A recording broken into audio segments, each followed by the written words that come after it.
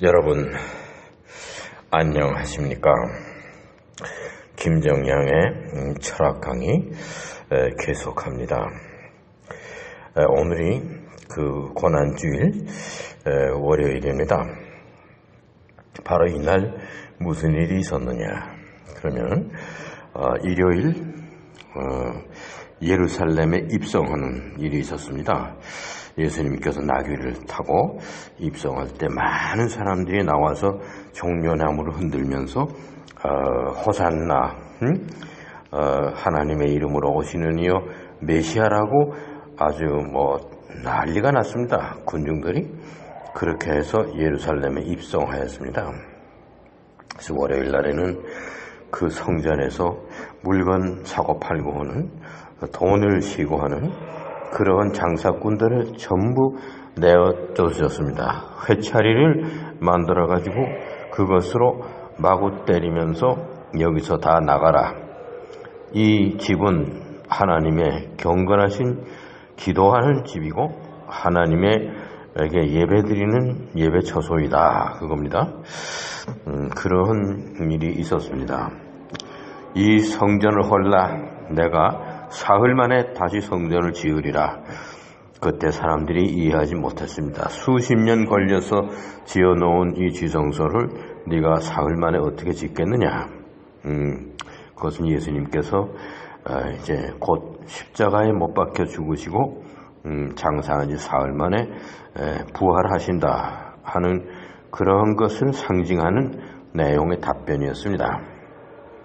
그렇게 해서 성전을 완전히 청결하신 사건이 벌어진 것이 월요일입니다. 즉 고난주일 오늘 월요일 있었던 일입니다. 오늘 제가 여러분 앞에 말씀드리고자 하는 것은 부활의 진실과 권능입니다. 부활 사건은 역사적으로 일어난 것이 진실입니다. 그것은 무엇을 보면 아느냐 하면은 예수님이 이 지상에 살아 계실 때에 제자들이 다 그 곁을 떠났습니다. 그것이 겟세마네 사건입니다. 로마 병졸들이 무기를 가지고 와서 예수님을 체포해 갈 때 그 무서워서 다 도망갔습니다. 베드로는 멀찌감치 거리를 두고 쫓아갔습니다. 그러면서 3번 나는 저 사람을 모른다고 부인한 사건도 있었습니다. 그 이외에 다른 제자들은 다 제 갈 곳으로 갔다. 요한복음에서는 제 갈 곳으로 갔다. 그것은 그리스 말로는 에이스타이디아입니다. 에이스타이디아. 그것은 우리말로 번역을 하면은 자기네들의 집으로 가정으로 돌아갔다 그겁니다. 예수님을 따르기 위해서 가정을 버리고 집을 버리고 쫓았나이다 그랬는데 이 예수님을 떠나서는 다 각자가 가서 들어가 자기를 안전하게 피신할 수 있는 집이 있었습니다. 가정이 있었습니다. 그러나 예수님께는 가정도 없고 집도 없었습니다. 예수님은 큰 일을 하시면서 의식주의 그 생활의 위협을 받는 중에서 식사를 제대로 하지도 못하고 잠자리도 불편하고 의복도 변변치 않은 것을 입고 의식주는 완전히 무시한 상태에서 하나님의 구원의 사업을 진행하신 분입니다.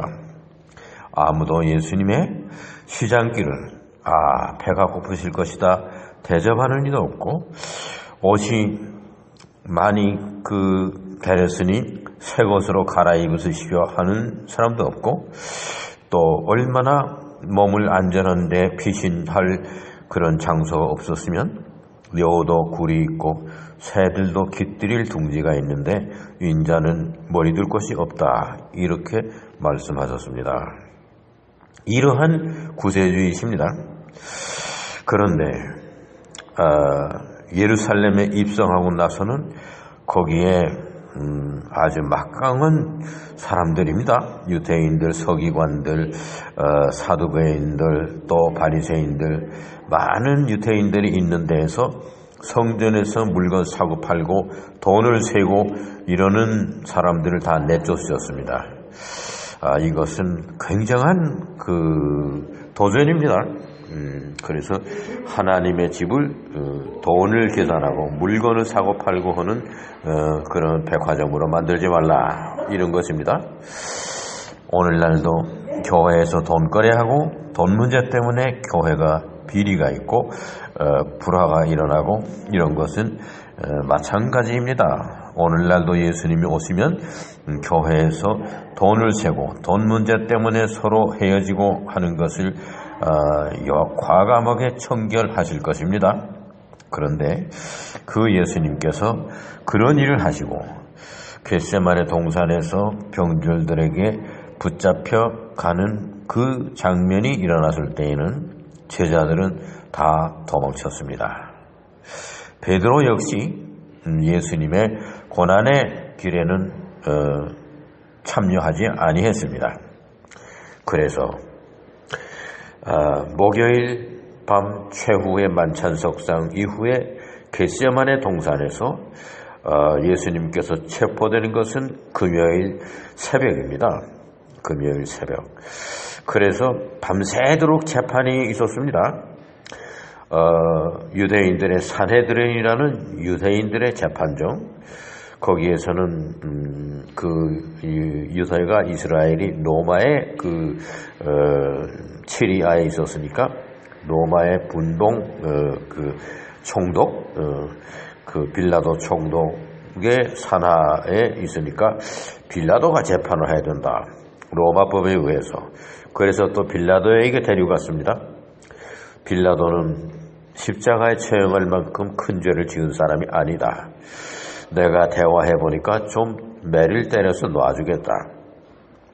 또 6월절이 되면은 한 죄인을 풀어주는 규례가 있는데 이 스스로 자기 자신이 의롭다고 하는 이 사람을 풀어주려고 한다, 그겁니다.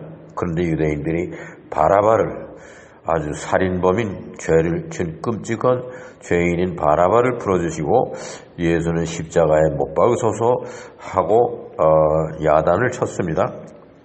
그 밀란이 날 것이 우려되어서 빌라도는 이 사람은 나사렛 출신의 유대인이다, 그러니까 유대인 법정에서 마음대로 사형을 내리든가 마음대로 판단하라. 그래서 자기는 물로 손을 씻으면서 이 일에 나는 관여하지 않겠다 해서 그 유대인들의 산헤드린에서 어떤 결정을 내리든지 나는 관여하지 않겠다, 이렇게 된 겁니다. 그래서 결국은 빌라도가 그런 태도를 취했기 때문에 유대인들은 가야바의 법정에서 예수님을 십자가의 처형으로 결정을 했습니다. 이것이 다 하룻밤에 일어난 일입니다. 금요일 새벽에, 모르긴 하지만 1시나 2시에 로마 병졸들에게 체포되었습니다. 겟세마네 동산에서.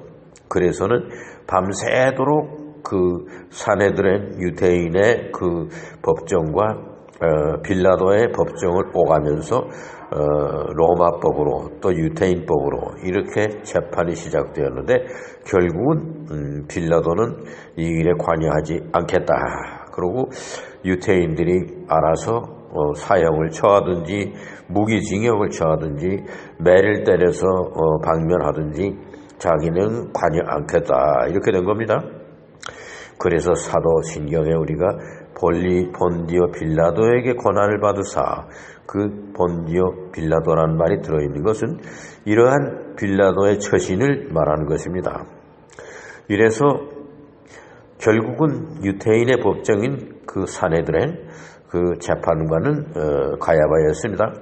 가야바가 산헤드린에서 예수를 십자가의 처형으로 판정 내렸습니다. 그렇게 해서 예수님이 새벽 미명에 십자가를 쥐고 골고다로 가는 행렬이 시작되었습니다.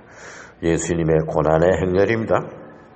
거기에 많은 사람들이 나와서 구경하고 특별히 여인들이 눈물을 흘렸습니다. 예수님께서는 시온의 딸들아 나를 위해서 울지 말고 너 자신과 너희들의 자녀를 위해서 울라.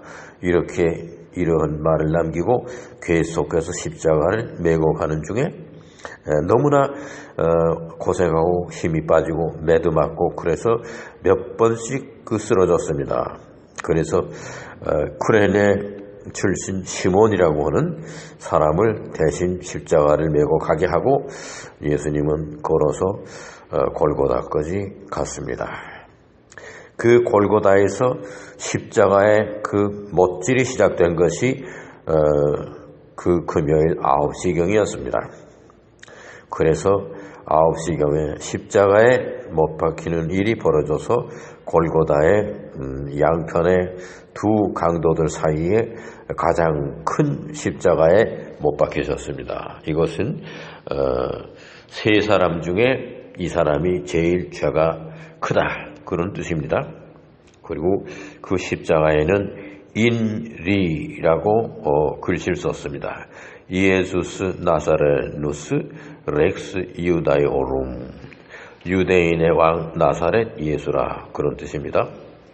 그렇게 해서 예수님께서 십자가에서 고생하시다가 제9시에 그 유대인들의 제9시라고 하는 것은 오후 3시입니다.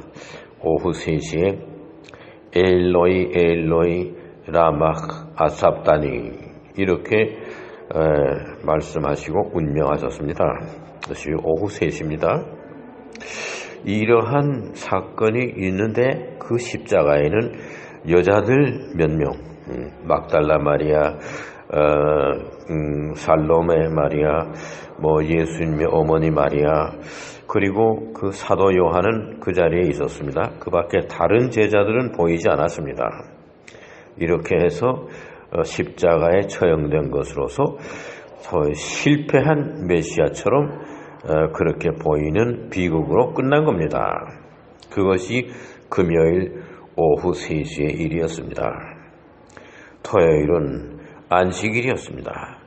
그 안식일에는 아무런 행사도 할 수 없기 때문에 금요일 날 저녁에 아리마대 요셉과 니고데모가 빌라도를 찾아가서 십자가에 못 박힌 예수의 몸을 우리가 내리겠다. 그렇게 가지고 그 금요일 날 저녁에 예수님의 유해를 내려서 그 다음날 안식일에는 아무런 일도 하면 안 되기 때문에 아리마다 요셉의 그 한 번도 사용하지 아니한 돌로 된 무덤에 안치하고 장례식을 한 것이 금요일 저녁 때 일이었습니다. 그리고 토요일은 안식일이었죠. 그리고 그 다음날 일요일날 주일날 예수님께서 부활하셨습니다. 그런데 이 부활하신 것이 진실되다. 제일 먼저 막달라 마리아가 그 부활의 증인이었습니다.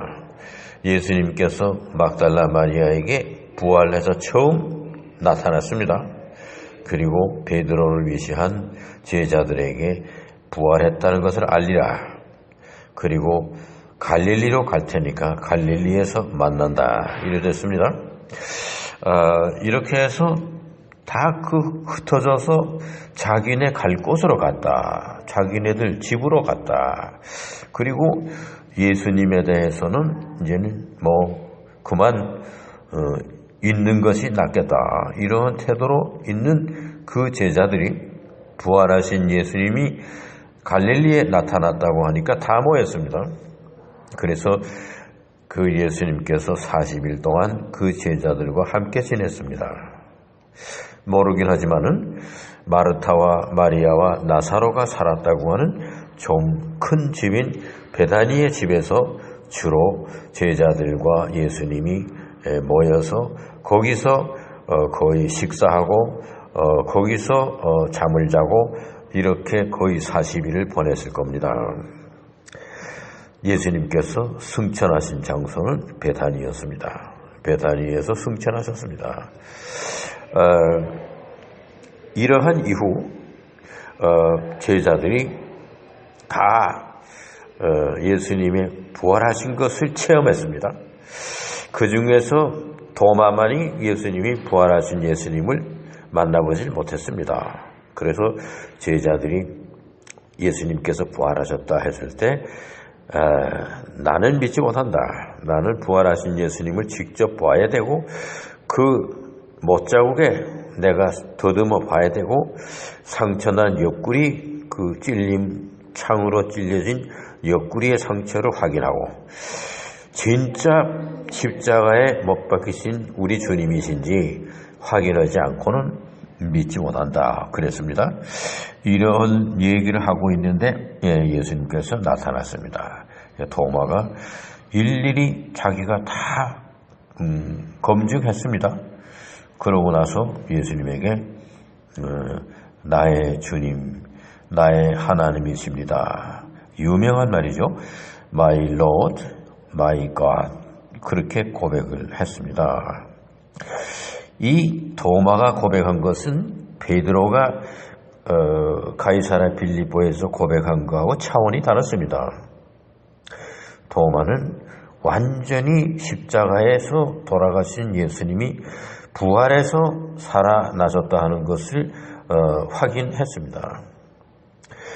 이렇게 의심했던 도마가 예수님의 부활하신 것을 확인하고 나서 생긴 믿음, 이 바로 도마에게 부활의 권능이 임한 것입니다. 그래서 도마는